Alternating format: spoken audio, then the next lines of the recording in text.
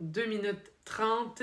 QS, c'est parti. Donc, en économie, QS veut instaurer la semaine de 35 heures avec un minimum de 10 congés payés et 12 jours fériés en plus de 4 semaines de vacances par année. Le salaire minimum serait augmenté à 18 de l'heure. Il n'y aurait aucune baisse d'impôt avec QS. Par contre, il y aurait un ajout au niveau de l'impôt sur les grandes fortunes. On parle ici de 1 million de dollars d'actifs nets. Le premier million de dollars serait exempté. Ce sera à partir du deuxième million. Les successions supérieures à 1 million de dollars aussi seraient imposées, sauf les terres agricoles. Il y aurait une suspension des versements au Fonds des générations. On utiliserait ces versements-là pour investir dans la crise climatique et aussi à améliorer la qualité de vie des aînés. Aussi, projet Révolution Transport Montréal avec le prolongement de 2 lignes de métro, donc la ligne verte et orange, et aussi la construction d'une nouvelle ligne de métro, la ligne mauve, qui relierait l'est de Laval au centre-ville de Montréal.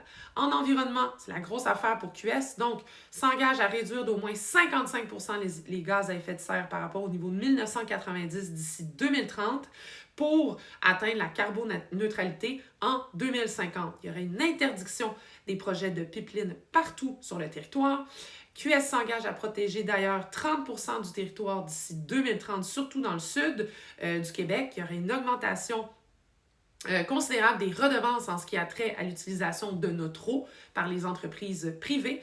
Il y aurait la mise en place d'une politique d'achat alimentaire locale dans le secteur public pour bonifier les programmes de soutien à l'agriculture et aussi une politique très intéressante de verdissement des milieux urbains qui serait mise en place afin de lutter contre les îlots de chaleur.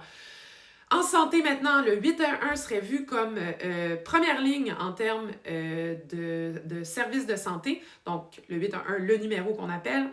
QS s'engage à engager beaucoup plus d'infirmières qui répondraient au téléphone, justement, pour offrir ces services-là. Couverture en santé mentale et de soins dentaires sera offerte à tous les Québécois.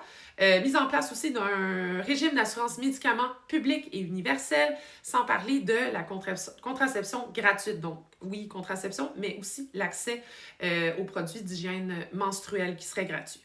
En termes de société, QS veut appliquer la loi 101 à l'ensemble des entreprises de 10 employés et plus. Il y aurait une régionalisation de l'immigration. Un taux d'embauche minimum de 25% pour les minorités visibles et ethniques.